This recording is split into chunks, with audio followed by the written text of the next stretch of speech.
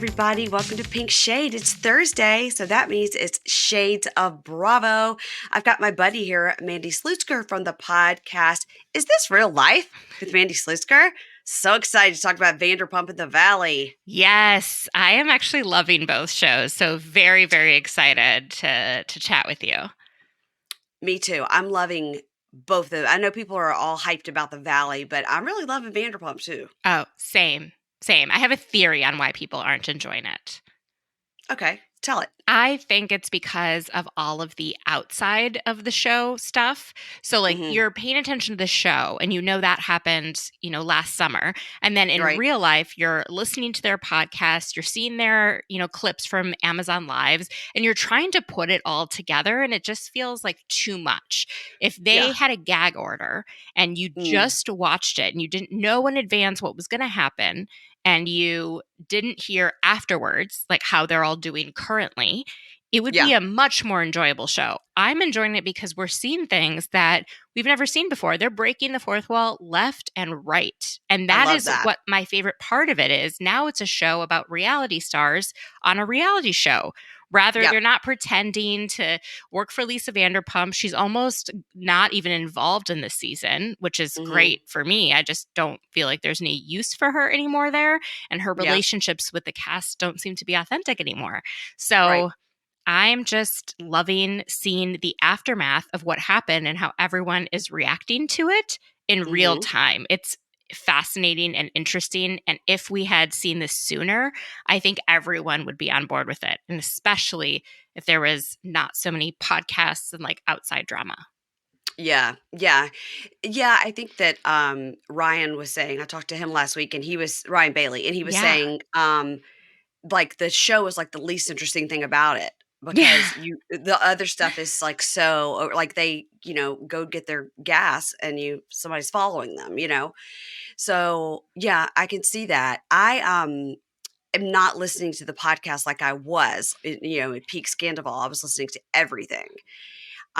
And so I'm really not listening to it anymore. And I know you're a big proponent of the after show, and you're going to tell me as we go things that happen on the after show because I never get to watch it. Well, I forget what I hear on the show and then what's on the after show. But the after show is the only thing I consume. I'm also on Instagram, so other people will listen to Lala's podcast or Scheana's podcast and put clips. But I haven't been actively following them in the last couple of months.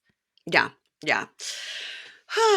Well, let's just dive right in because we got two shows to cover, and we got to start with Vanderpump. This is season 11, episode 13, Jax Attack. That's a pretty good name for an episode. It is. I always wonder, do they always call him Jax or do they ever call him Jason?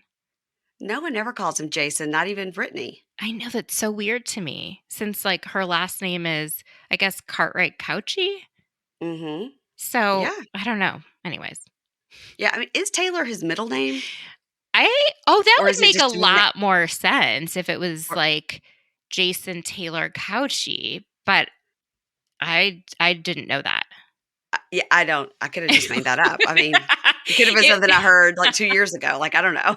But the name Jax Taylor just screams reality star to me. Yeah. So, we've got a couple of things going on here. So the first thing we see is Jax visits James and Allie's new house. And we're reminded that Jax hates Katie. And the reason he hates her right now, because he's hated her for many reasons for many years, it's because she is saying Jax is cheating on Brittany. And we see Katie going, I mean, it's just thousands and thousands of people have said it. That's how the internet works. It's not just I said it, James says if history is an indicator, he'd probably go with Katie. With what Katie says. Love James and Katie's alliance/friendship. I don't know. They seem to sort of we see each other sort of a situation going on between them. And I really appreciate it. I appreciate how James is being cordial with everyone, but he's not buying into anyone's bullshit. Yes, that's true. And James and Allie, have kind of become the narrators of the season, right? We always see them at their house telling what's going on to kind of move the plot along, And then we see clips of a coked out Jax telling Lisa Vanderpump, "That's why my show is successful." And so she's like, "Darling, actually, it's my show." And there was like, "And fired," you know. So he doesn't like Katie, and he also really doesn't have any love for Lisa either, which, I will say Lisa is an executive producer of The Valley, so I don't necessarily buy that. She understands what she's got with Jax Taylor. I mean, She totally does, but I do believe that some of them felt they had a real relationship with Lisa, and then she kind of only saw them as for the show, and when they were no yeah, longer on the show, aside from Kristen, she never hid her dislike of Kristen, but she right. did seem to be a bit of a mentor type figure to Stassi, Yep. to Jax. And I would think she would be so proud of Stassi. And, she's got her third book coming out and she's made a name for herself away from reality TV. And it sounds like Lisa just hasn't, I don't know. I don't think she's very authentic. I think she acts like she's closer with people than she really is. Well, and it's also like she's a 60-something-year-old woman. Why would she be friends with these people Not that were her friend. employees? You know what I mean? But Yeah. like I keep in touch with people that interned for me a long time ago. You just not like all the time, but just when big moments happen in their Yeah. life, like they get a new job or they get married or have a baby, like it's Yeah. just kind of a nice thing to do, you know. Yeah. I don't know. That's my Yeah, well, thought on it. she has her favorites for sure. Now we go to Scheana and Brock's apartment in Marina Del Rey, and Brittany comes over to visit. Why was Scheana putting powder and mascara on Summer Moon? I was wondering that. Was it Summer maybe asking her and she's agreed, like, oh, we can do these things? I don't think the powder's an issue, but mascara, that could like easily get in a kid's eye. I don't Yeah, know. It seems a little odd. I couldn't figure out if she was really putting makeup on her or if she was like pretending. Like, "Oh, you want to put on makeup like mommy?" Oh, yeah. That makes more sense. That probably is what happened. Yeah, but it looked like she was putting mascara on her, so I was hoping maybe they mentioned it on the after show. They Like, did not. And it was something that felt quite jarring because I was like, at 3 years old, or the girl isn't even 3 when this is being yeah, filmed. Yeah, that's a lot. it was interesting. So, Brittany says, "Yeah, she and Jax are going to start trying for a kid soon. They're going to start trying next month." And Scheana says that she and Brock have been having troubles and they argue a lot. And she worries if it's because right now he's not bringing in any income. She's the full breadwinner. And Brittany's like, "Yeah, now whenever that happened, Jax and I had that problem too because they were just like such manly men." And Scheana cries because she's off her Zoloft. She said the Zoloft made her really tired. And I'm like, well, there's about 400 other things you could have tried that wouldn't make you tired That for was your my thought. anxiety. Also, did it make her tired or did it bring her down a notch so that she's not operating at like a 15 out of 10, right? Because Yeah. anxiety makes you have energy. It's Mm, unproductive energy, but it's energy nonetheless. And to be a little bit calmer, it's like maybe she just felt tired because she's doing too much. It seems, yeah. and I wonder how much of her mom being around so much is because they're filming and because there are very specific rules, especially in the state of California, of young people, especially babies, being on television and just how long they can be on. So someone has to be there. Like you see in the background of the valley that someone was there with Danny and Nia to like take the babies away as soon as they hit Yes. whatever that limit was. Yeah. So yeah, I wish that she would try a different drug. I think she needs it based Yeah. on what she's talking about. And also 4 weeks, I would think your average psychiatrist or just regular physician would tell you that's not enough time to know whether or not something was working. Yeah. I think it's you have to give it like 3 months. Like really. Yeah. Yeah. Um, It's interesting, right? So I was like, okay, all right. So then we see Brock hanging out with his buddy Luke, and he complains about how they need a nanny and he sometimes needs to take a break for himself. And it's clearly, Brock doesn't want to be a stay at home dad. But he keeps saying, since we sold the gyms, and she said, I think she was on Watch What Happens Live. She said that Brock owned like 30 gyms or something. I was like, what? Why so many gyms? It must have been like a chain and he was a co-owner of a chain or something. Yeah, and I think he brought in money. And so then Yeah. now that she's the main breadwinner, I think he does like being a stay-at-home dad part of the time, but to not Mhm. have any reprieve unless it's her mom. Right. Feels like you're now more reliant on the mom. And then when that happens, then the mom can say what she thinks a little more, right? Yeah. Like if your Yeah. parents aren't helping out, they don't really get to tell you what you're doing right or wrong. But if they're Yeah. really involved, they have like a little, it's like when parents pay for a wedding, they kind of get to decide some stuff. Whereas You're if right. you pay for your own wedding, you're like, okay, thanks, but no thanks for your input. And so I just think he wants to be able to have the freedom to start something else. And right now he Mm-hmm. doesn't, and he feels constrained, and they can't really do anything unless her mom is around. And her mom's not Yeah. always going to be around. And it's also probably not great for her mom to only do this. Like she has a life, she has a husband, she has another child. There's To be so involved in their lives and their marriage too is not great. yeah, it's just a Yeah. little too much It's a little too close. according to him, and I see his point of view. Yeah. Yeah. But and I see her point of view too. Like you feel safe if the baby's with your mom. Like maybe you feel like that's the only person. I mean, and a lot of parents go through that, and we see it later with James, about his dog.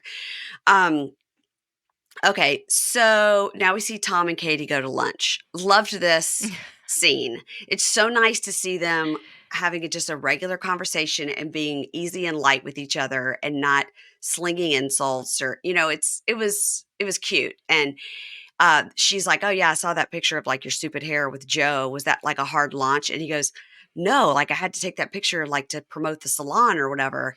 And he goes, "No, I've been clear with Joe. Like, I don't want to date exclusively." And she goes, "Well, I don't think you were clear with her before." So in that way, like Katie feels bad for her because Schwartz is like leading her on. So it's good that Katie can kind of see that, even as much Oh, as she can't stand her. totally. No, Joe is 100% let on. You can say a bunch of different things about Joe, but he was not being clear, and he knew it. He knew it. Yes, yes, he did. And he goes, "Yeah, yeah, like I felt bad about it. Yeah. Yeah." So and then they compare their kissing of Tori, and he said he got a peck, and she said she got tongue. And then they have a competition to see who Tori will text back first. And I'm like, I enjoy this Tom and Katie friendship. I do.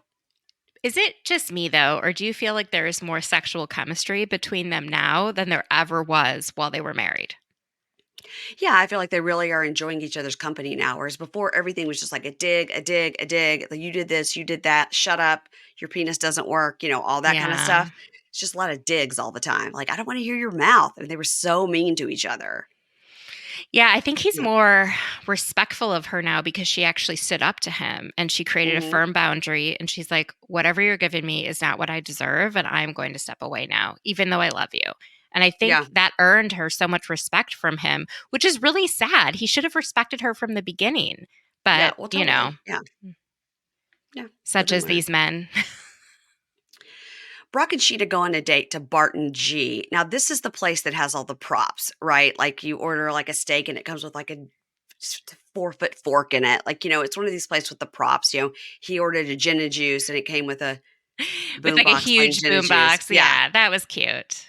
And you see, like, she orders popcorn shrimp. And then one of the things they have is like they bring a huge popcorn maker. It's like, where do they store all these? I always see these restaurants. I'm like, where do they store these things? Like, while they can't have that much I space. have no idea. I don't feel like we have anything like that in DC other than certain bars. Like there's a Yeah. bar in DC that you can order a certain drink and they'll come and blow bubbles on you. Okay. It's called Allegory. I don't remember which drink it is, but things like that, or they bring like fun dry ice out, but I've never seen it with Yeah. actual food. I haven't either, but I've seen lots and lots of people have done dates. I think like Tamara and Eddie did a date at this place one time. I've seen people do dates here, so I am fascinated with it. Oh, wasn't it Bethany and Luann and them? And that's when Bethany stood up and screamed, "Everything, life is not a cabaret," because they kept Oh, bringing they these were, huge things to the table, and they were like, "We don't have space on the table and for that this was giant things." in Miami, I think. Yeah, yeah. We gotta, Mandy. This will be our We're uh, going to find something in the DMV area. or we will create it ourselves with all our extra podcasting money that we make. I can store all the popcorn machines in my Yeah, just right. Your closet. dog won't mind. So they're just saying like they need more date night, and then they're saying the same thing, right? They're agreeing that they need to have more date nights and focus more on their marriage and their relationship. And it really is their 2-year anniversary, because when they said they got married, it was really, they'd gotten married a year before. Um, he's saying like he just needs something besides like being at home. And she says, but did you ever think this is like your second chance of being a dad? And then we get the backstory. We remember that he wasn't so great with his ex-wife and his kids, and he did move and leave Australia. She has remarried, and I believe they also have kids. And he has said he's caught up on his child support, but he's being very respectful about the kids. Whatever the ex wants to do, whatever would ease them into it, he wants to have a relationship with them. I believe Scheana and Brock went to They Australia, and did. he didn't see the I kids. don't think they wanted to see him, which I understand they probably harbor some resentment. And I Yeah. think it's really great that he is acknowledging their feelings and respecting their feelings.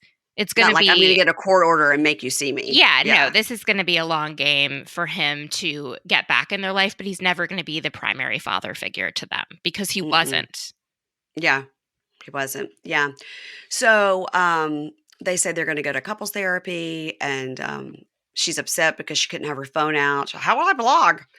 So, it's funny too, because she was trying to do, like, sex talk at the table, and he was like, "Okay, no, we're not. No, we're not. No." Brock, other than the Speedo that he wears, I enjoy Brock. I enjoy him. I think he is so good for Scheana, and I think she should really, really listen to him. I think he is Mhm, getting to a point where he is kind of like nagging her a bit because she's not listening or she's not taking what he's saying and actually making it actionable. What's mhm. really hard is, she went on that medication and then going off of that medication also has side effects, right? Yeah, And I think right. she's in a almost like worse place now, unfortunately, for going on it and then going off of it, all while filming, all while terrified to leave her child, with anyone. And it, I don't know, it takes a while to build a relationship with the caregiver that way. So Mhm. finding a nanny, finding someone that, they're in your home and you're there for a while before you actually leave at some point. It just Yeah. takes time and she doesn't seem to have is moving on it. At this point, her daughter is like what, 2.5 or something. She That's has to do it in the off season though, when she's not filming, because there's no way she could be in and out and feel trusting of a person that she's not getting to yeah, also, it needs to interact start with. out like You're you're saying. right. Yeah. You're Yeah, right. she's I doing hope yeah. that that has, since changed. Yeah. Maybe we'll find out. So, Tom and Tom take a ride in a very old Mustang. The whole thing is ridiculous. They're dancing in the car, and Tom's Schwartz is going to get a tattoo of Gordo and Butters. And he says now he has everything on him that he loves. He's got Katie, he's got LVP, and now he's got the dogs. It's a pretty good tattoo on his back, I thought, of Gordo and Butters. Yeah, I'm not a big tattoo person. Yeah, But, especially like 3 random sort of like one butt cheek, another butt cheek, and a shoulder. I don't know. I feel like they need to have like more meaning and thought behind them. And he seems to just right. like get them and decide kind of overnight what he's doing. Okay, well, my daughter's that way. She's got tattoos all over, and none of them mean anything. But if you have enough, then it Then looks it good. doesn't matter. You know what I Yeah. mean? So it's like just having the 3 that don't seem to make a lot of sense Hmm. versus having like an arm, like a sleeve or, Yeah. and then you could be like, oh, this one is just silly. And then it doesn't Yeah. matter as much. But if you only have a couple, I feel like they need to have some oomph to them. And if one of them is a nickname of your ex wife, I don't know. Yeah. Like, Yeah. if I was the new girlfriend, I would just be like, ugh. Yeah. Well, maybe for the new girlfriend, you don't have to see it very much unless he's getting in the shower. Um, so Tom says, I don't look at it as a midlife crisis. I think it's more like a midlife revival. And Sandoval goes, yeah, it's more like a midlife crisis, like a trashy midlife crisis. But I was like, Sandoval, nobody needs to hear anything from you. Zip it up. So while he's getting the tattoo, which looks like it's in like an abandoned warehouse, it's like the weirdest space. They talk about this upcoming trip to San Francisco for the release of Kyle Chan's whiskey. Now, Kyle Chan is a jewelry designer, but he's doing a whiskey. It's going to be so cool because it's going to be like, there are going to be statues there. We got to like take a boat. It's on an island. It's like, what do you mean you have statues there? What are you talking about?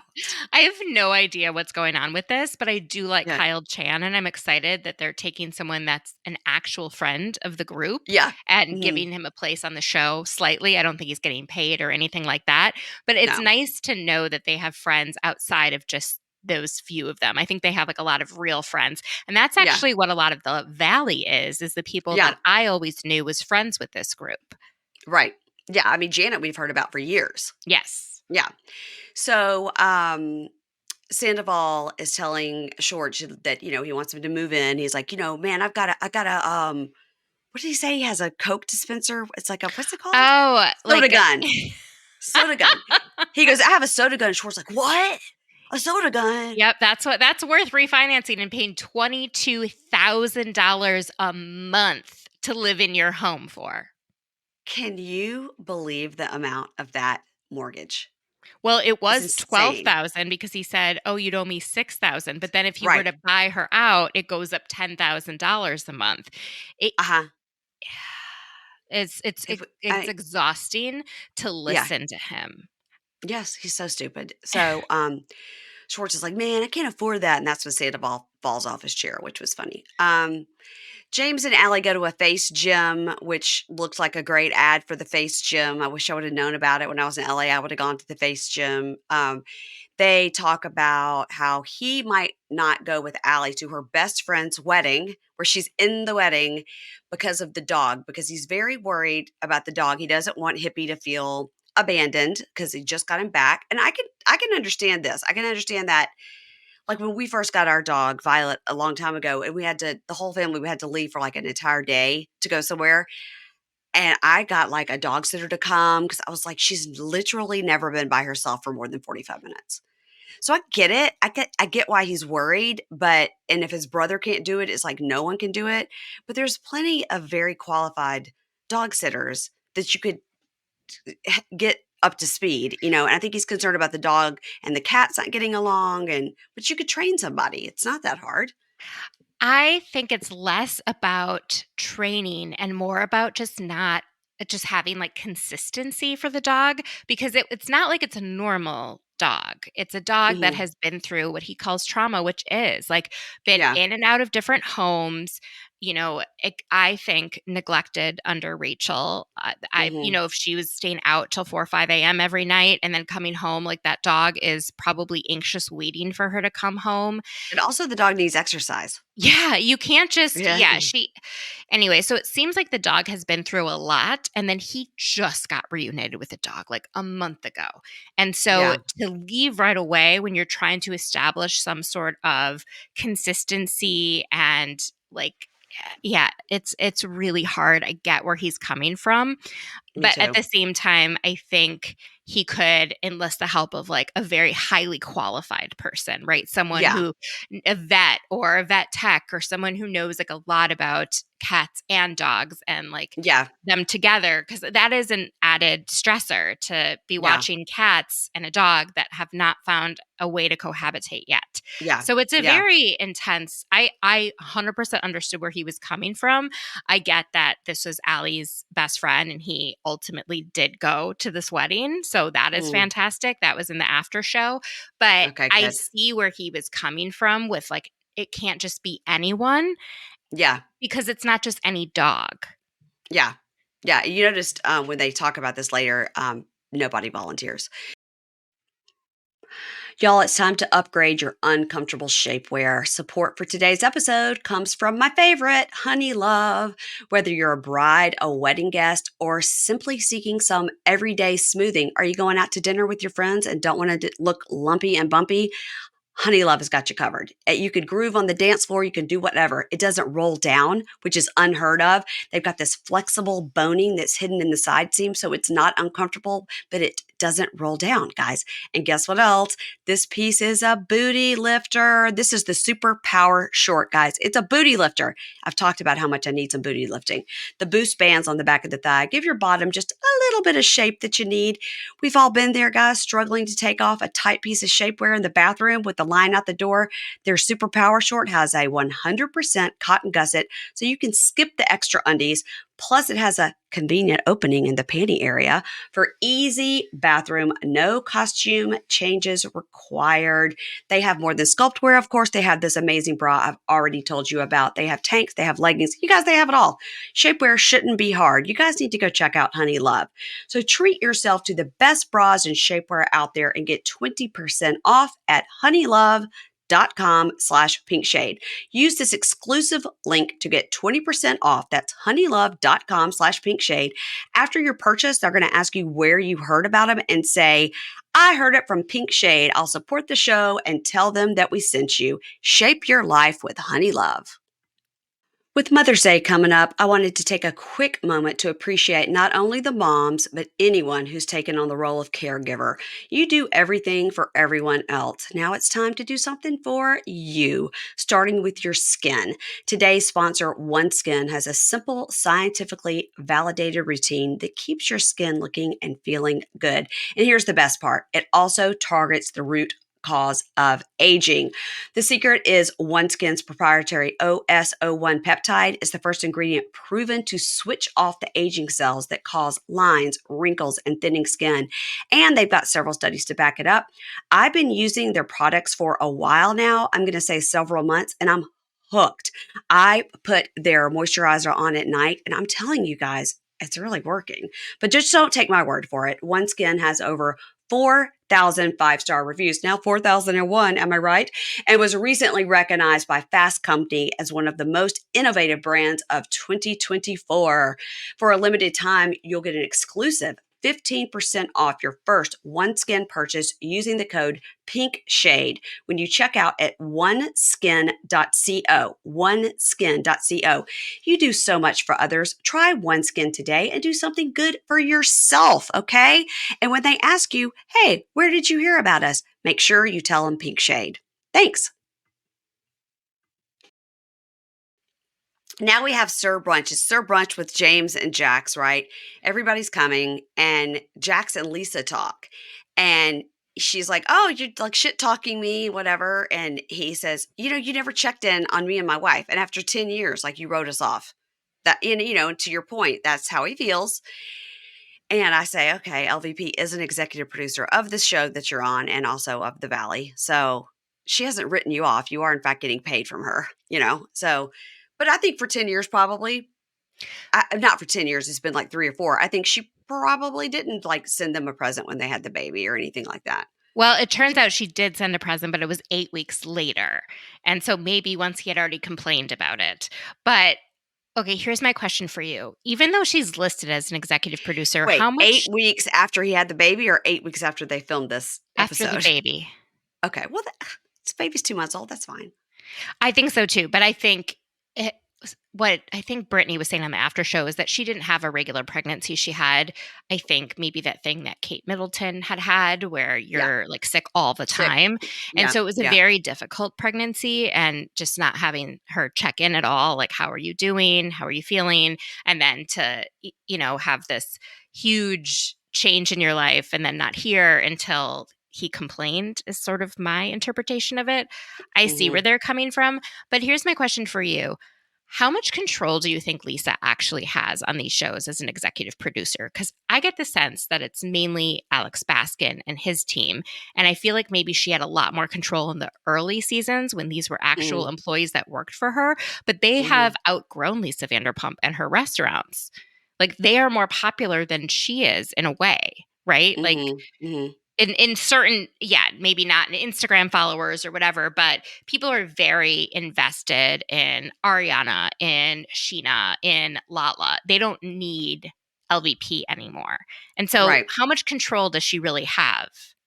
I don't think she has a lot of control, but I think she probably, as an executive producer, she can give her opinion. But I mean, like Andy Cohen is not an executive producer of these shows, just of housewives. So yeah, I don't think she's sitting there in the casting saying like, "Oh no, I don't think you should cast Janet and Jason." I don't think she's doing any of that. I think they're running things by her like any other executive producer, and she gets a cut because Yeah. initially This Vanderpump was her idea, so they was her have to idea. keep her. Yeah, I see. Yeah, yeah. So Jax goes up to the table where everybody's sitting. And did you notice just like this last scene that we saw? Ariana is just shoving food in her face. I was like, I love Ariana. She's just always eating. Like everybody else, like, oh my God. And she's just like, she can't even talk, just shoving it in. So Jax goes up to the table and says to Ariana, I'm not one to gossip. And they all just fall out laughing because, of course, he's just like the worst. And he's like, but did you know that like Schwartz might be moving into your house? Like, are you okay with it? Like, because if you're okay with it, it's fine. But like, I would think like, are you okay with that? Like Schwartz is going to move into your house? And she goes, I don't care. Where's my money? I don't care. I don't care what he does. He can make it the Mojo Dojo, whatever she said. She Casa goes, as long House as, from yeah, Barbie. That was so funny yeah, because I was thinking that right before she said it. I'm like, these two bozos, one with bleach blonde hair, living in this house that has what the soda gun, the all this other crap that he added to it. yeah. Soda gun is just so important. She's like, I don't care. I don't care. As long as I get my money, I don't care. So James walks around and he tells everyone that after this, he's going to have a pool party. And so we did get the best clip of all time from 2016, though, which was you're just a bartender. Go, Pump That Tini. was my absolute. That is what made me fall in love with James as a character on the show. When he Yeah. was screaming that, it's so funny. It was also really nice to see someone take Jax down a peg. That's Yeah. why everyone liked Stassi. She was so good at doing that. Charlie, when she called him an old man, Hmm. all of that. It's nice to see him brought down a little bit because his ego. I mean, he acted as if he ran everything, and Right. it was so fun to He was the watch. star. He was the star. Yeah. So now we get to the pool party. James tells the story about how he's worried about leaving Hippie alone. And this is when I noticed that nobody says, well, how long are you going to be gone? 3 days? I'll come over here. Nobody does. Nobody wants None to of them have go over. time. They don't have time But to stay there for 3 days. it was hilarious that Lala and Sheena were like, "We have children." Yeah.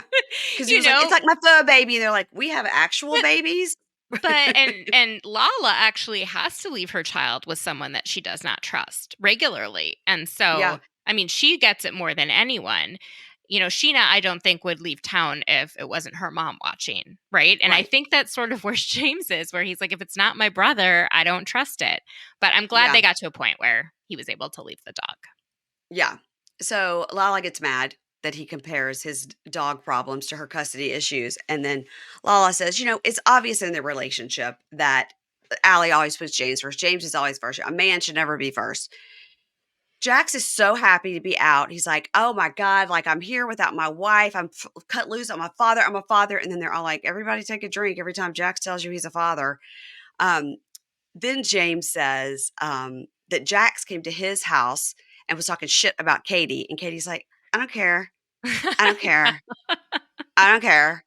And then Jax is like, well, because, you were saying that I was cheating on my wife. And you could say that to Brittany's face. Katie goes, I would. I don't care. I don't like you. He's like, I don't like you either. And she goes, great. I don't care. He's like, ugh. He's trying so hard to fight with her. And she's just like, no.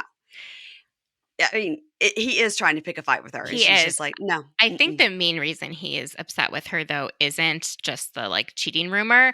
It's that she dropped Brittany as a friend after being her matron of honor and throwing her baby shower. She completely dropped Brittany as a friend. Did she do that because of the Stassi thing, because of the Yes. Italian wedding? Yeah. Yes. And I think she just had it at that point because there only is so much you can do when you have a friend that chooses to be with an asshole. At some Yeah. point, it reflects on them that they're choosing to be with this person and stand And up taking for up this for that person. standing up for Yes, that that's person. it. Yeah. It's more of the standing up for and making excuses for. And the Yeah. Stassi thing, I think that the way that they talk about it in the after show is they just assumed they would be forgiven. But Stassi isn't playing around. She's like, you took 2 seats that could have been given to other very close family or friends of mine. This was a very small wedding. You had been shit talking it for months saying that you weren't going to go and then telling us you were going to go. And then the day that she left, the day they were leaving, they were like, oh, Cruz's passport didn't come in time. Like, Mhm. you would know that beforehand. I think Yeah. it's just an example of how cavalier they are and how dishonest they are regularly. They've also said, Brittany has also said that her mother was supposed to come and babysit Yeah. Cruz, and then she couldn't come Because her because they best had a friend's husband died. That was also on somebody the after died. show. So Yes. so which reason is it? It's so You many know what I different mean? reasons, right? Yeah. But the fact that they didn't let them know up until that point, like, hey, this is where we're at. We want to go. We don't have our son's passport. There's a possibility it's There's not gonna Yeah, happen. it's Yeah. just being selfish. It's not thinking about other people. And I'm sure this is just kind of was the final like nail in the coffin. I don't think Yeah. this is like the only reason. And that's what I think Brittany is not seeing in that every time she chooses Jax and sticks up for Jax and allows his line and all of that stuff, it reflects on her. Yeah. It does, and it's hard too when you're married to somebody you obviously wanna be on their team and on their side, but I think he's such a liar and manipulator, and he's just, like, talked her into, like, "What does it even matter? It's in Italy, like, other people will be there. Who cares if we go?" You know, and got her to believe that it wouldn't really matter if they weren't there, but it really did matter. It wasn't like it was a 200-person wedding. They had, like, 20 people there, and at the day before, 2 other people on the B list can't just hop on a flight to Italy, you know? So I think it was really bad, and I think that was the nail in the coffin. So and it's interesting that because Katie and Saucy have always been such good friends too. Yeah. Okay. So Katie says, Jax has always been unhinged, and that's why I don't fuck with him. He's a disgusting pig. She also said that anyone that has to tell you that they're changed probably isn't. Yeah. Right? So if you're always talking about it, it's like people, not to jump to the valley, but like saying they're an empath probably means they're not. Right? Anyone who has to Right. tell you that Yeah. they are sensitive, like they're not. Yeah. You, Yeah. Yeah. Yeah. it would just come Yeah. through. Schwartz and Ariana talk, and you're talking about the possibility of Schwartz moving in, and they were talking about the mortgage being would go up to 22K with the refi or whatever. And Ariana's like, this is the most expensive romance in history. Because Schwartz is like, oh, I've already got PTSD from that other thing I did with him when we see the Schwartz and Sandy sign. Um, so Scheana says she's ready to go home. It's like 9 Oh, wait, o'clock, and she hold wants to. on one second. Yes. I almost never notice when they try and mess with you, like the producers, into thinking a scene is all during shot at one point when it may have been shot like 3 hours separate. In this Okay. scene, when she sat down with Schwartz, it was sunny. And when it Yes. picked back up, it was dark. And I Yes. never noticed that stuff, but I noticed it there. Yeah. I did notice the light and the dark at this party. I did notice that it was light in some scenes and dark in others. I did notice it as well. Um, so Sheena says she wants to go home and put Summer to bed. It's 9 o'clock, and Brock is in the pool in his Speedo. And I'm like, did he just have that under his clothes at He's the always store? like this close to a Speedo. I kind of wonder if he just wears a Speedo on underneath everything he has. Just in case there's a Just in pool to be case. had. Yeah. Yeah, yeah. So they argue about it, and he's like, somebody, the babysitter could put her to bed. And she's like, I want to put her to bed. It's not about if the babysitter can do it. I want to do it. So they argue about this. And so this is funny because Ariana hops up and goes, I'm going to go check on Sheena. And then she walks up and Sheena's talking to Sandoval and Kachi. And she's like, never mind. And turns around. So um, Sheena's talking about rehearsing for the Kyle Chan party. And when it's going to happen. And she goes, I'm going to do the other song. Like, you know about the song, right? Are you okay with it? Did you hear it? And Tom says, well, I'm kind of upset about it. Like from you specifically, it's been a lot. And she goes, yeah, but what the two of you did to Ariana has messed me up. And yeah, did I capitalize on it? Maybe so. And I was like, okay, good. She can admit that she's Yeah. capitalizing on it. I like it. Yeah. Um, and then he says, you're more reactive than Ariana. You just have to like not be that way. Just don't do that. And she goes, well, you just had to keep your mouth shut. And we see from the reunion what she's referring to, or what we're led to believe she's referring to, is Yes. when he says, you said, I'm going to punch that bitch in the fucking face. And she's like, I never said that. 100% she said that. by the Yeah, way. and I do believe Yeah. maybe she did, I think she have did. hands on Raquel, but the idea of using the legal system when your life is not in danger and you are not worried for your safety is, Yeah. a whole other thing. So that was interesting that she sort of admitted, like, you just need to keep your mouth shut, right? She was like, this girl had a restraining order on me. And he says, why are you acting like you're the victim to Scheana? He goes, it's like if I stepped on Kyle's shoes and he burned my house down. Like, it doesn't make any sense. So Brock's like, hey, I'll remind you. Brock now is dressed. Hey, you were on stage singing about Schwartz's mom and you and Raquel and Yeah. all that. And you were capitalizing on it too. And Tom goes, that's ridiculous. Like, that's not even remotely close. You guys are inserting yourself into the situation. So Scheana is like, I'm not inserting myself. It's called being friends. Like, we're friends and we were in the situation. Like, these were my friends. Like, what are you talking about? And he just, I mean, we're going to go the whole season. He is never going to take accountability for any of No, I this. don't think he's capable of it, right? I think it's just not in him to see anything he did He's wrong. never wrong, ever, He's right? never He's always the wrong. victim in every situation. So Sheena is explaining and crying and like, I have fucked up thoughts now about Brock and Lala. And James is going, me too. Me too. I've got fucked up thoughts too. And Tom's like, great, fine. It has nothing to do with me. And she was like, yes, it is. It has everything to do with you did that because of what you done to our friend group. You did that to my brain. And then as she starts to walk off in some real weird looking jeans with like a hole in the back I did see that. where the tramp stamp goes, she's walking off and he says, you've been the other woman. And then we see Lala and Ariana who are sitting around the corner go, oh, hell no. And Lala jumps up and goes to run over there. And Sheena turns around and gets in his face. It's like, fuck you. I was 21 years old in 2006. And Brock tries to hold her back because she is like, she's the tiniest human ever. And she's trying to like yell. And Brock says to Tom, man, she was in her 20s, man. You're in your 40s. And I was like, okay, Brock, I like that. I mean, it's And literally a 2-decade difference. yeah. Yeah, the Yes. whole thing is it's not the same thing, right? It's It's not the not the same same thing. thing She at all. didn't know Brandy Glanville was married to Eddie, or if she did, she didn't know. It wasn't like I Brandy was her think best friend. It's what not the same. so I did rewatch season 1 again Oh, recently, and I believe that she started that relationship not knowing, but did right. find out at some point and did not cut it off.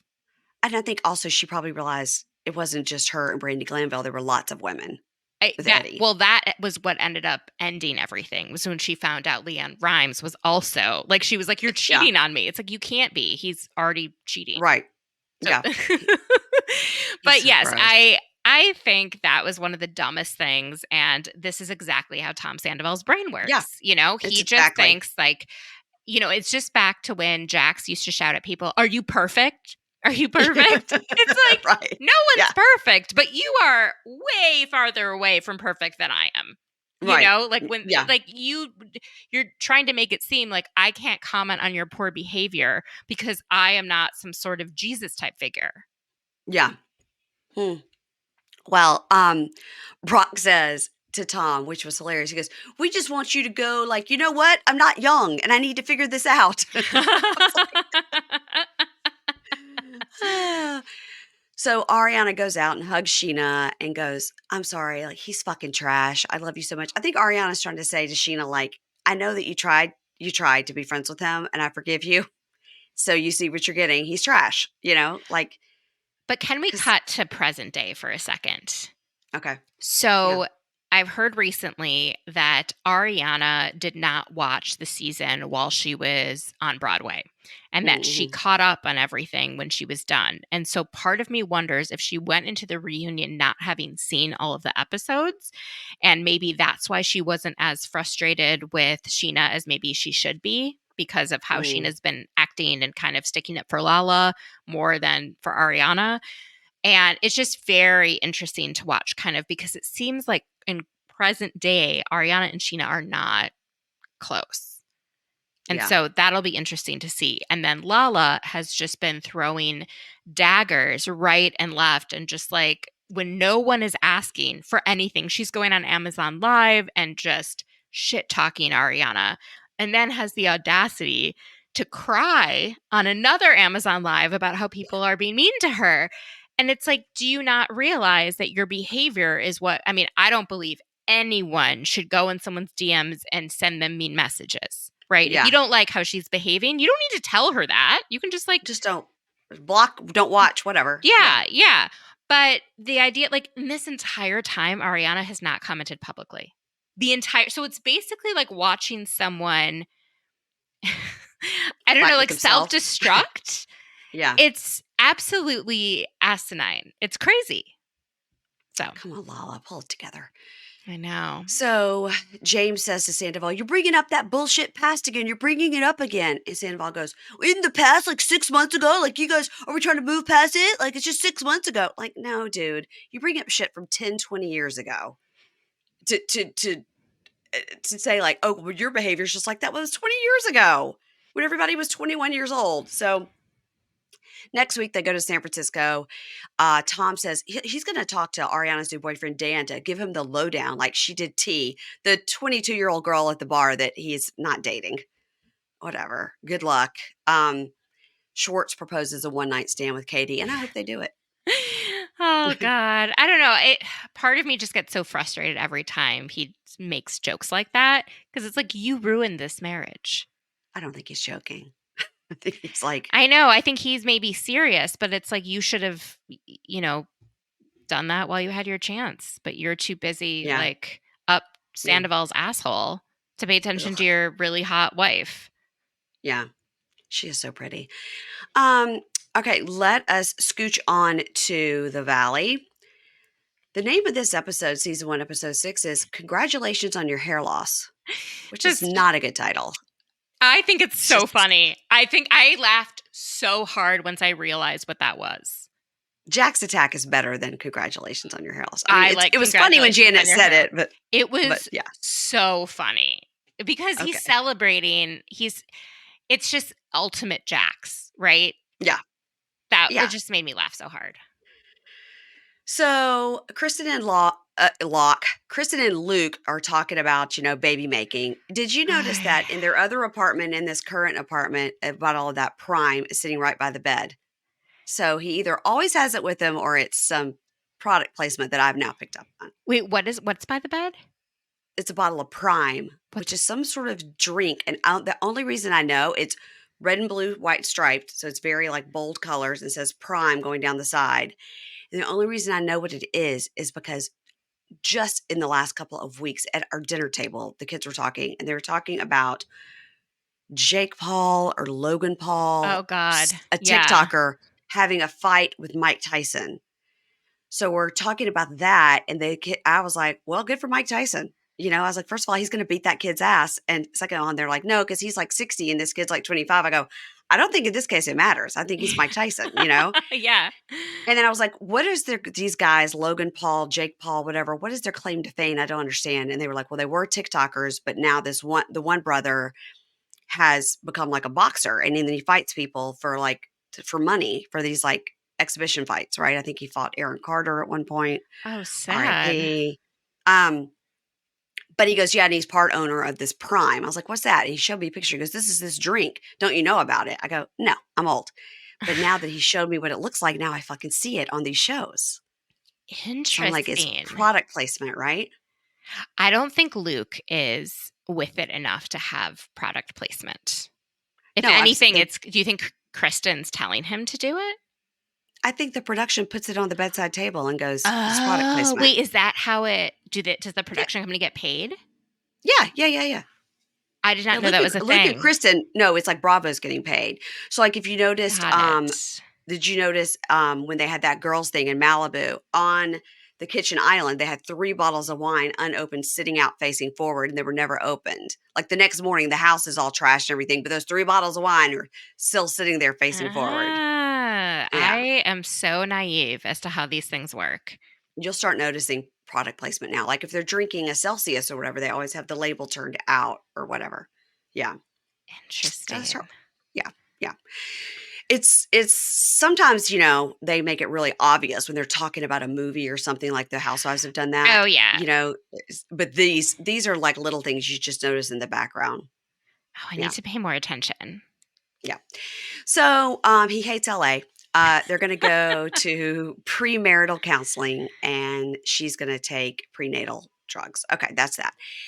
Jax now talks with Jasmine about his relationship with Brittany, because Jasmine is very good friends with Brittany and feels like Jax doesn't quite understand what's going on. And Jax says Brittany is happiest when his face is between her legs. That's her love language, is what he said. I was like, that was Jasmine. Even later was like, yeah, I'm never gonna. They're all like, we can never get that out of her mind now. Thanks a lot. Thanks a lot. And he talks about how they used to be freaks, and now they had kids. And then he did say something interesting, which was, it was like we would just be at a bar or whatever and be like, let's go in the bathroom. Which is Right? the recent rumors about Jax and his publicist in a bathroom. We've seen Yes. him and Laura Lee go into a bathroom. Stasia said he used to like to go get it in the bathroom. So he makes this comment about, on this episode, let's do it in the bathroom, when this recent rumor about him and his publicist in a bathroom in Canada. Oh my gosh. I have a feeling that he's one of these guys who, as soon as Brittany became a mom, he couldn't look at her the same way. Like, you know how certain guys are like, oh, when I witnessed my wife give birth, like it's almost like they get the ick from it, or when they watch their wife breastfeed, which is just fucked up. I'm sorry. Like, seek help if you do, if that's how you look at your spouse. But I think it's like, oh, I don't want the mother of my child to be doing these sexual things. Like, it's almost like he would rather have someone on the side who he doesn't respect. Yes. It's so backwards, right? And all she wants is to feel attractive. And I feel like she's, worried about her appearance. She got lipo in her chin. She's like doing all these things to try and make him interested in her. But I think that he is putting her down, even though we're not seeing it like about her appearance. That was some of the stuff that I heard prior to them separating, was that he would say that he wasn't attracted to her and didn't want to have sex with her. Yeah, that tracks for Jax. I mean, we saw him when he didn't realize the camera was listening say, like, if you want to be a mother, act like one, pull it together. Mm-hmm. I mean, that's pretty mean. Yeah. It was pretty mean. So, let's say, so Jax and Jasmine, so they're gossiping about Jesse and Michelle. And Jax says to Jasmine that Jesse said to him, now I watched this twice and I wrote it down, if my marriage lasts the next 2 months, I will be shocked. That is what Jesse said. Jesse did not say, I'm leaving. Jesse did not say Michelle is leaving. He said, if my marriage lasts the next 2 months, I'll be shocked. That's what Jax is repeating. So, and then of course he says, Jasmine, let's keep this between us, okay? Let's keep it between us. Of course, with the cameras. And then he says, and Kristen said that Michelle's been texting other guys, and they're like, yeah, like with Kristen, she's a bomb. You never know what you're going to get, like crazy Kristen or what. I was like, same with Jax, right? Same with Jax.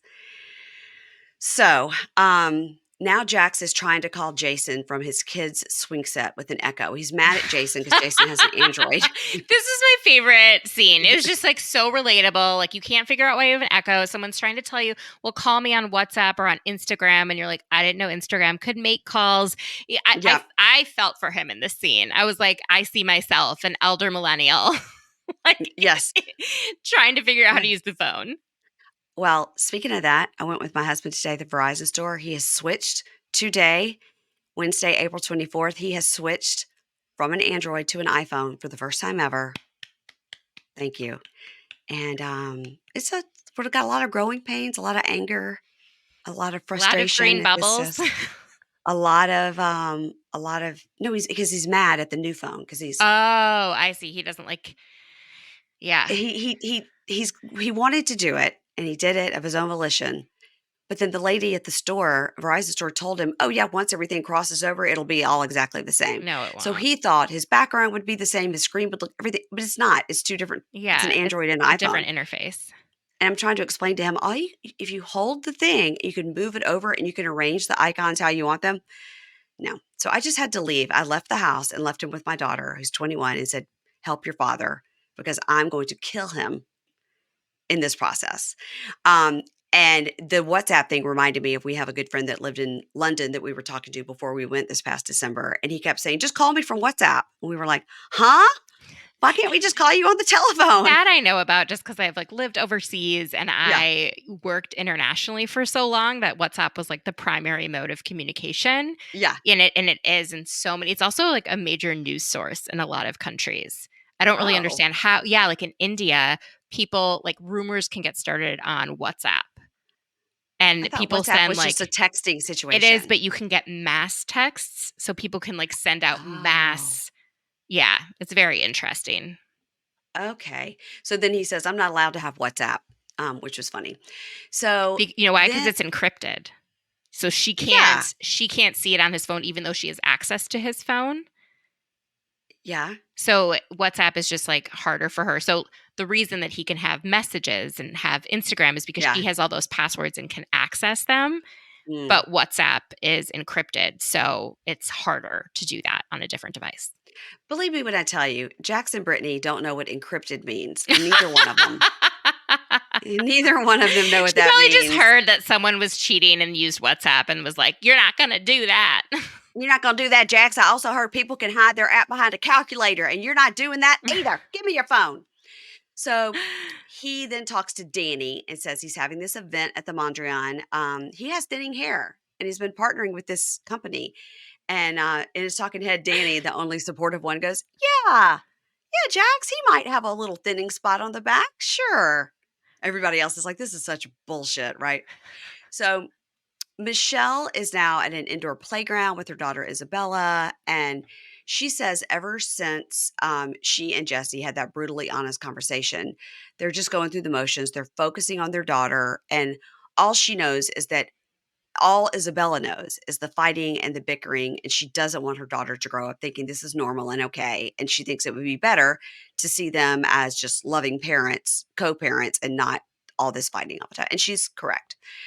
So now we see Jesse and Jason come over to help Danny because Danny has got to take apart a daybed, put together a crib so they can have 3 cribs in the room where the baby is. So it seems like the older one has got 1 crib and then she's got 2 cribs that match, and she's got to put that together because probably the 2 babies have been in 1 crib, but she's partnering with a like a baby company, and so she has to make a post, so she needs the room to look good. Yeah, I think that they're probably in bassinets in their room. Like, you know, so they're probably not even the cribs yet, but yeah. At this point, it seems like she's the only one that knows how to do things just in general. So she's like, guys, can you help and like put this together because I am breastfeeding constantly. Like I can't just get and down on the ground and put something together because I'm feeding our children. It was so funny when all of those like wooden planks fell off. Yeah. They don't know what they're doing. By the way, my husband is not handy at all. And this is exactly what it would look like if him and some of his friends got together. So they're talking about her partnership with the baby company for Instagram posts. And then they're like, let's just make it clear. We live off of my salary. And her money is just like for fun, for things for her. And she was like, well, I mean, we contribute together. It's our money. But it's interesting that this is a theme, right? Because we saw it with Scheana and Brock. We've seen it now with Jax and Brittany. And he's trying to make it clear that they live off of his salary. These guys are not handy, but they pop open a bottle of $120 bottle of champagne because I looked that shit up. Oh, wow. That bottle of champagne costs $120. But it seems like that's all Jesse does. Like for him, that's just whatever, right? I bet he drinks like $500,000 bottles. He likes, the good life. He does. Hey, I want to tell y'all about the Row Body Program. Row provides access to the most popular weight loss shots on the market. The Row Body Program pairs a weekly shot with healthy lifestyle changes so you can lose 15 to 20% of your weight in a year on average and actually keep it off. Over 200,000 people have already chosen Row to help them lose weight. You guys, I have used those GLP-1 medications, the weight loss shots. I have done it. I lost about 30 pounds in a year, and I started doing clean eating. I cut way back on alcohol, walking the dogs twice a day, and it really worked for me. And I really wish Row Body had been around when I started my weight loss journey. The body program would have been helpful to me for sure. The Row Body Program members have support throughout the process. Their partner handles all of the insurance paperwork to help get the medication covered. If eligible for medication, patients will have access to the provider on demand for any questions. You can sign up online from the comfort of your own home. This means no scheduling a doctor's appointment, no commute to the doctor's office, and best of all, no waiting rooms. Average weight loss is 15 to 20% in 1 year with healthy lifestyle changes. BMI and other eligibility criteria apply. Go to row.co/pinkshade. Sign up today and you'll pay just $99 for your first month, $145 a month after that.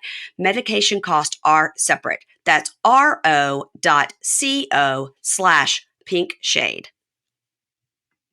So Jesse then tells them how it's going with the therapy, and he says, there's a doctor that's a plant-based doctor that told him he should try psilocybin or something and ayahuasca. That was like mushrooms, basically. That's what mushrooms are. He should try that. Yeah, and he knows he can be a monster, and people don't feel safe around him, so he's trying to like get in touch with his inner ego. I don't even know what he said. It was some sort of LA bullshit. I was like, what?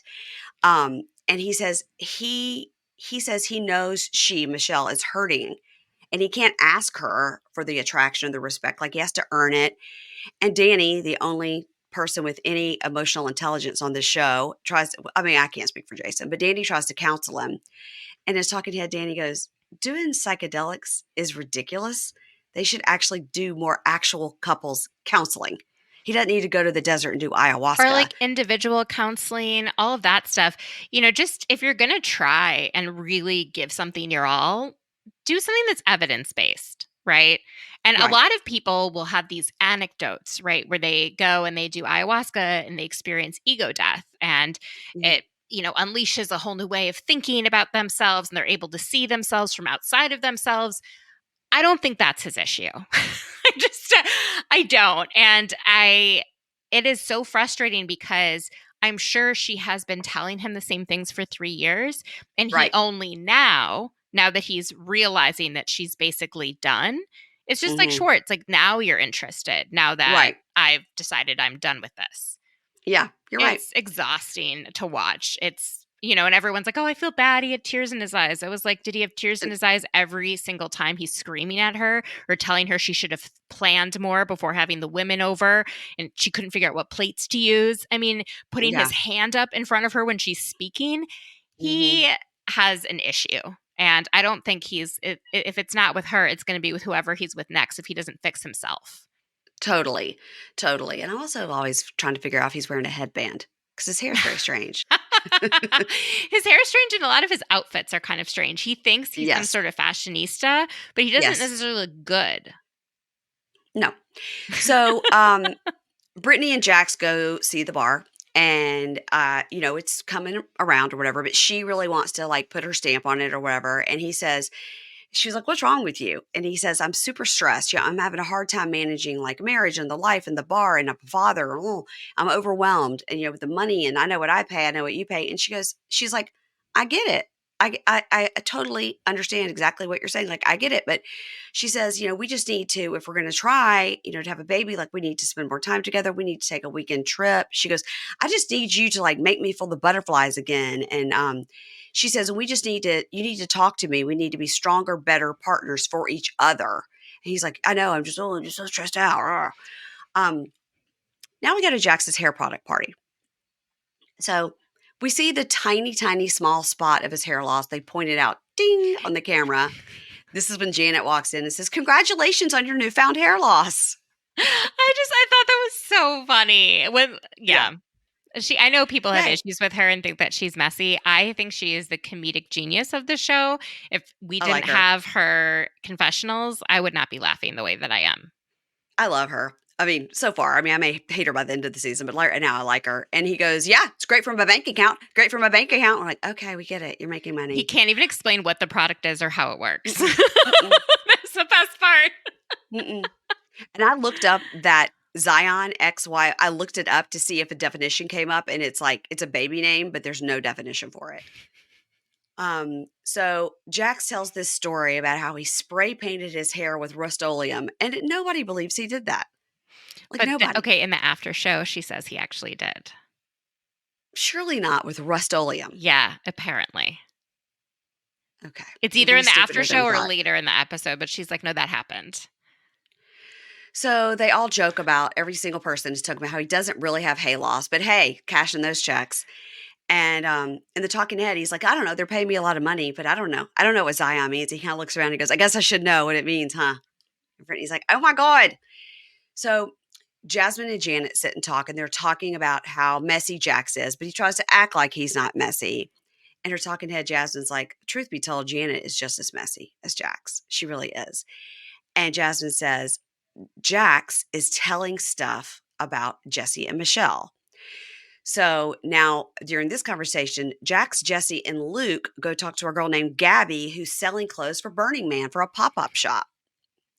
And Jax is like, if you thought Jax like had some sort of like penis problem or impotence problem or libido problem, no, he does not. He is Jackson, just like Jax always does. He is hardcore for this girl. Hardcore. Anyway, they try on outfits and they put one on Mama and she dances. So there we go. And Jesse says that's the most action he's had in like 2 years. Yeah. Well, okay, great. I'm glad Mama could give you that thrill. So everyone heads to dinner in a private room, and Jax stands up and is like, I just want to thank everybody for coming. It's so great. And then Michelle looks over at Jesse and goes, you look so serious. Why do you look so serious? And he says, I look what I look. And the talking head, he says 2 hours before he left for the Mondrian, he had a session with Scott, the counselor, and he realizes that his marriage is probably over. Now Jax is talking and he says, the bar's going to open. He's not doing what Schwartz and Sandy did. I was like, they couldn't open because of permits. Jax is the reason his bar could open because it's attached to I went to it. It's attached to another bar. You walk in between the bars. Like it's part of another thing. And he says, they're just going to open even though it's not decorated exactly like Brittany wants it yet. And she's like, yeah, it's not perfect. And he goes, but we can't just wait for it to be perfect. We're just going to open. And this is Brittany says another like example of how he's really not listening to her. But I'm kind of on Jackson's side. I'm like, if you have a way to have money coming in, go ahead and do that. Yeah, I think he's just not communicating or making it seem as though they're making the decision together, even though it's her money in addition to his money. So if her money is also being invested, if it's both of their money, then both of them have to make that call, right? Yeah. It can't be like him over her. Also, when she said, when are they going to ask me for my opinions on stuff? And she said, oh, maybe you can like add me to the text chain. He's totally keeping her away from this business and making it that it's his. And she is anxious because she's like, if I don't know what's happening and my money is being invested, then, you know, I don't feel confident. And so I'm with her on like, could you just, I get wanting to get money to come in, but like include me. Yeah. So Michelle says to Jesse, she's like, I don't know why you're being so quiet. Like nobody knows this quiet, Jesse. And like, what's going on? Like, what's wrong? And he goes, there's nothing anybody's saying here that's interesting. Nothing here is holding my interest, which is just a dick thing to say to the whole table. Dick. He's always a dick. He says it to her. He's a dick to everyone. So like he said earlier, he slaps the table to get everybody's attention. And Kristen goes, you know what? I don't want to do this. Like she says, she hates him. And she's like, I'm ready to go. It's not funny. You're cute. You're a husband. You're a father. You're a grown ass adult. Like this is ridiculous. And so Luke is like, what's the what? And she's like, you know what? I don't want to talk to you either. She says, Nia and I are the only sober ones here. Like I don't want to do this. Is she sober because she's trying to get pregnant? I wonder if she has told herself in group settings she's not really going to drink much because she doesn't want to be – they have so much B-roll of her just falling on her face and being drunk. And then she's just like, I'm 40 years old. I'm going to not drink in these group settings. Yeah, I think so. Maybe. That's what I think. But didn't it feel to you that this dinner party from hell, that something had happened prior to them all getting in that room where they were all sort of at their like the edge. They were not doing well. Like, even Nia was annoyed with Danny. Like Yeah. everyone seemed irritable in that space. I don't know what had happened to make everyone that irritable. I don't know if they had like Well, had been fed, if it had been like 4 hours, if it was super yeah, hot. Like something was going on where every single one of them was not wanting to be there and was showing the worst parts of themselves. I agree. I wonder if they had been like, come at 5 and we'll sit down for dinner at 8. And they came at 5 and they filmed and they filmed and they filmed. They sat down at like 9:30 and they're over it, Yeah. and they probably didn't give them any food. And yeah. So Jasmine says, Kristen has an offensive bingo card, and we see it. It's like Republican, abusive, racist, sings in the shower, likes country music. Like it's a ton of stuff. It's pretty funny. And she says, "Oh, today it's like Republican, abusive, check, check, check." And it's because Kristen says to Jesse, "You're abusive," Mm-hmm. and that's when the Dustin Janice like, "Okay, abusive." I was like, "He is abusive. He's verbally abusive to everyone, including his wife." Yeah, but then you would want to say verbally, because when Yeah, people well, say abusive, I think they assume it means physical. But yeah, yeah. So, I hear you. He's fucking awful. So Jesse says, "Oh, you're not to Kristen. You're not one to say anything rude. Okay, okay." And then Zach is going, "Kristen, Kristen, Kristen." He's yelling at her, and Danny is raising his hand, which would be me. Danny's raising his hand, and he goes, "Put your hand down." And he goes, "No, I have something to say." She goes, "You have nothing to say. You look ridiculous. Put your hand down." So first of all, no one's going to call on you either. You just have to jump in. Right. So then Jesse and Michelle are snipping at each other, and he's like, "Oh, so you told me to talk, but now I'm talking. You don't want me to talk. You're not going to tell me not to talk. You wanted me to talk, right?" And she's like, "Oh my God." So Kristen goes out in the hall. And now Jesse stands up. Now Kristen's out in the hall talking to the producer, and Jesse has walked out too. And Kristen is saying to the producer, "Come on, come on." And the producer says, "No, listen." And she goes, "No, he's banging his heads on the table and acting like a psycho. This is turning into trash. He's a horrific human. I don't want to out their whole marriage and everything I know about it. I'm not going to do it." Now they're showing all the cast faces when she's talking, but it's not clear if I they can don't hear think they can Kristen. hear her. I think she's talking separately. I think the producers got a hold of what the drama was, right? That some of Yeah. them Oh, yeah. know that Michelle maybe had someone on the side, and they're trying Yeah. to get them all to the same place where one person will out it. And I Yeah. think she's like, I'm being produced. I don't want to, even though she walked right into that, right? By Yeah. sending that text saying, and then also verbally saying, I've protected you. Don't Hmm. say that shit if you don't want it to come out. Don't. People Well, are not dumb. They can figure out what it means. These producers know, they pry and they figured it out. And yeah. she's like, I don't want to out it. I don't want to be the one to do it.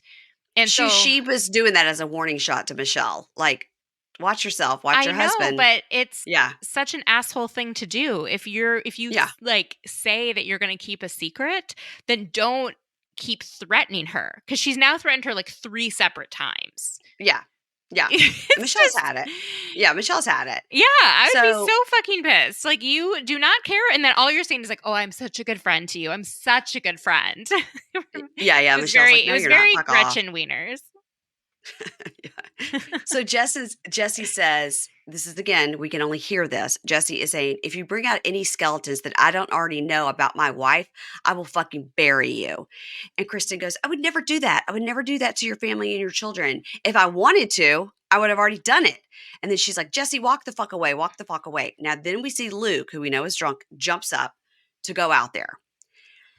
Luke touches Jesse like, "Hey, what's going on?" And Michelle says, "Don't touch my husband. Don't touch my husband." And then Jesse is all like, "What you going to do to Luke?" And I was like, "Listen, Luke is skinny, but he's got a solid foot on you, you know?" So Michelle and Kristen are now fighting. And Kristen says, "I'm tired of protecting you. I'm tired of protecting you." And Michelle's like, "Stop with the fucking protecting." So Kristen and Michelle are yelling at each other. And then we see Jesse and Luke are having words. Now we see it's being shot from both angles because we do see Jesse push Zach from both angles. Oh my We see it. god. We see it twice. Now we get a talking head where the producer asks Michelle's, what's she protecting you from? What are these secrets?" And she just like says, "What can I say?" And then she looks at it and she goes, "I just no longer understand, Kristen." And then she doesn't say the answer. So then Kristen tells Jesse and Michelle that Jesse just told someone He's going to divorce her in 2 months. Okay, we see Jax walk out, hear this, turn around, walk right back in. It's hilarious. And then Jax says, no, no, no, no, no, no. That was the opposite. That's not what happened. He said she's going to leave him in 2 months. But what he said in his talking head earlier was, we will be separated in 2 months. He said we. He never said I'm going to do it or she's going to do it. He Didn't you just say said, like, I'll be shocked if we're together in 2 months? yes, I'll be shocked Yeah. if we don't break up So in 2 months. this is so funny. Kristen always will take a piece of the truth, like a nugget, Yeah. and then she says it wrong. And the way it comes out is very different than the way it was intended. And this keeps happening. This is like her claim to fame. And then she thinks she's right. And so she's like, no, I know what happened. And you're like, no, you got that wrong. And how does she, watching back, not realize how many mistakes she makes? Right. Or she thinks, I heard that, and so I'm going to repeat it. I know, but and when you see it on camera, how can you? I mean, she's so funny. She's now, I think now the count is to 5, how many times she's threatened Michelle to like out her. Yeah. Just go ahead and do it. I mean. Yeah, just do it. Stop saying you could. It's the worst. That's probably my most annoying thing about Bravo shows or Housewives. And people are like, well, I could do this. All right, if I was a bad friend, I would do X, Y, and Z. And it's like, you're already a bad friend by saying that. You're already doing it, and just go ahead. You know you're going to do it in 2 more episodes. Just go ahead and do it now. Move it along. So then Jesse, after he's turned around, walked off, he comes back. Now he pushes Zach out of the way to get to Luke. He's trying to lunge at Luke. A producer steps in between them, and we saw it from both angles. And Kristen's like, forget it, forget it. So she walks off. It's so funny because she's standing there talking to Luke, and Kristen is just so Kristen. She's literally hiked her whole dress up. She's taken her mic pack off in the back, and she just like pulled her pants up and just like pulling her mic pack off. And she's talking to Luke. It's like, this is ridiculous. This is ridiculous.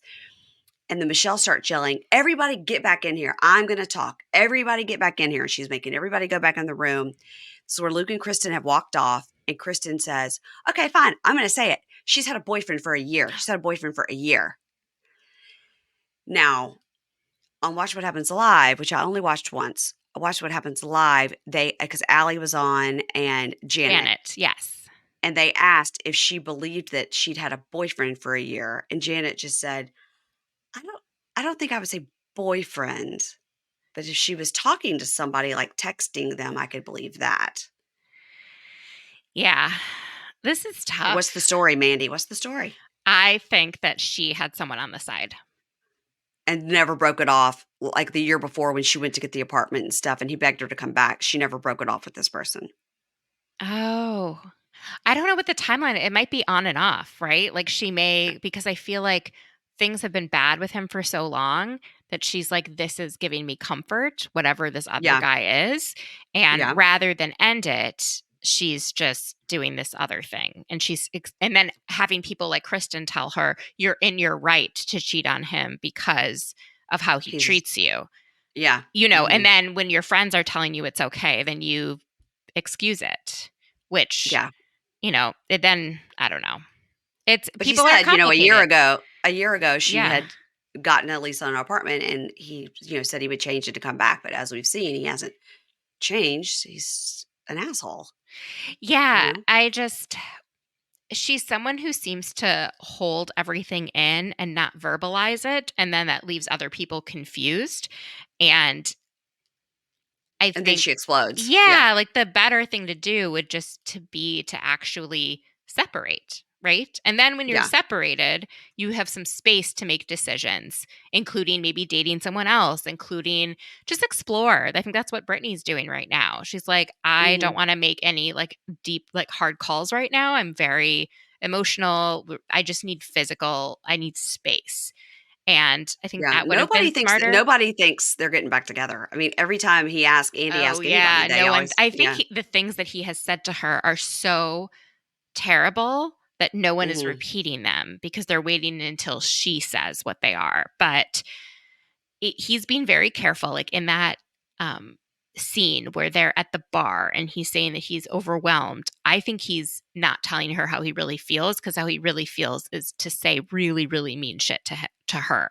And so he's like, I know there's cameras on me. I know I'm not supposed to say this. Like, he's gotten to the point where he knows what is acceptable and what is not acceptable. And so he's trying to show the best parts of him. And then we see the cracks, like when he doesn't think anyone's listening, like the little things.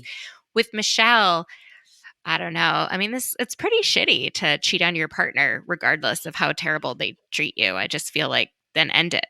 I don't know. Yeah, I agree. I Yeah, agree with that. Just end it. That's like, I mean, I also think that Kristen was very into when her and the other guy, I can't remember his name, were breaking up, and it was taking 7 months, and they were just like on and off and on and off and having like explosive fights. Then, Michelle, she was there for Michelle. Michelle was there for her. They're both in these really shitty relationships, and they're telling each other whatever they're doing is totally fine and giving advice to each other, listening, being a safe space. But then Kristen moved on and she's in a happier space and Michelle isn't.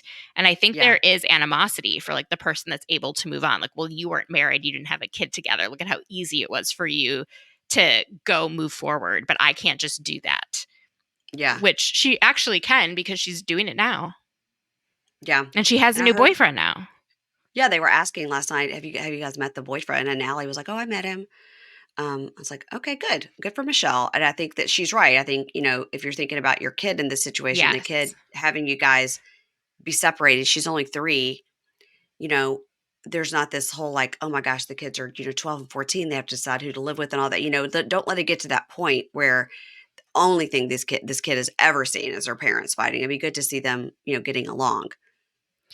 It'll be interesting to see Jesse now that he's seen himself on camera, because the first, I don't know, maybe 3 or 4 episodes of The Valley it was so tough to watch him interact with her. Like every single scene, I'm like, why are they even together? Why did they even agree to go on the show? And part of me is like, I wonder if she stayed with him to then like have video evidence. Because this is how my mind would think. Like, if I want to leave someone, I want to prove, and I don't want them to spin a story about me and that I was the one that chose to leave.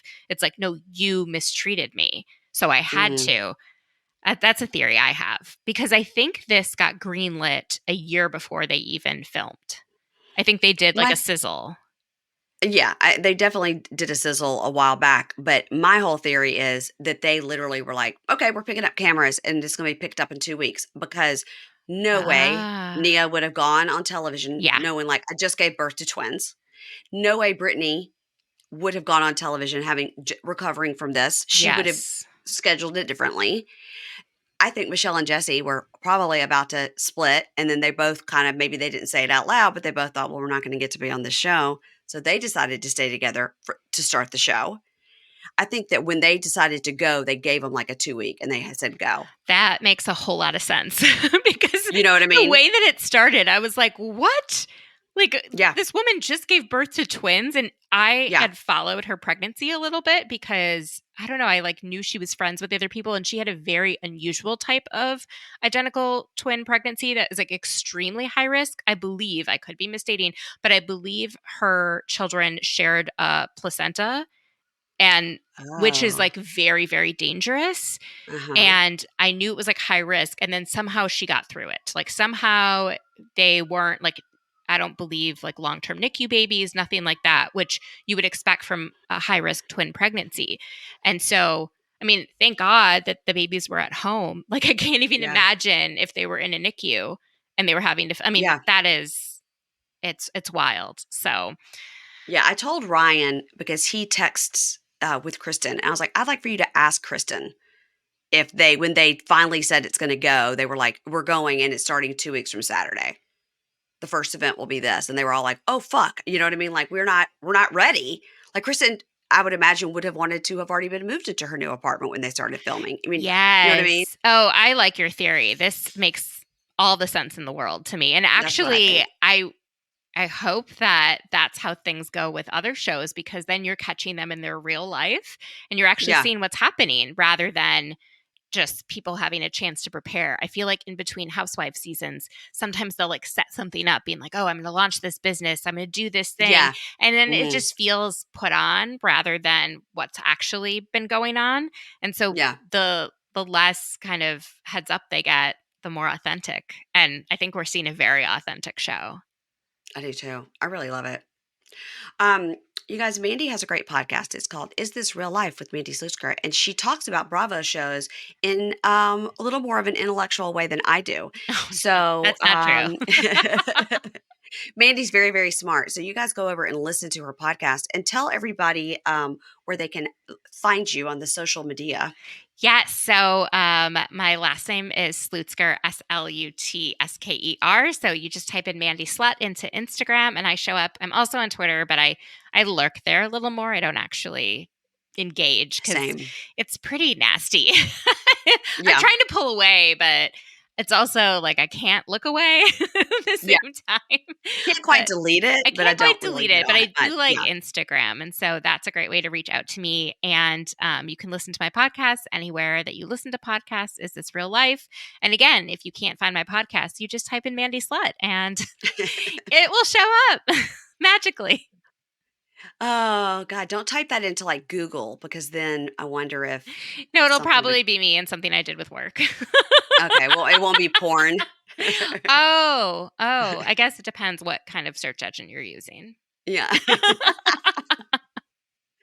Everybody, please follow me over on Instagram at Pink Shade Pod, and I'll be back here next week to talk Bravo. And next week, my guest will be Amy Phillips. So we have that to look forward to.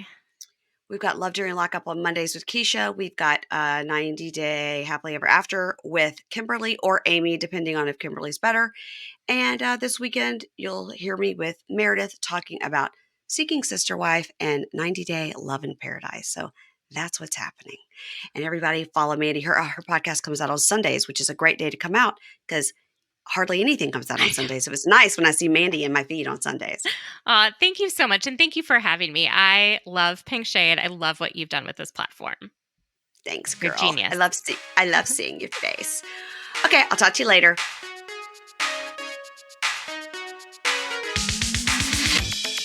Ads not read by me, Mary Payne, don't necessarily reflect the views of Pink Shade. If you'd like to listen to ad-free, you're going to go on over to Supercast or Patreon, and you can find the links to Pink Shade Prime at pinkshadepodcast.com.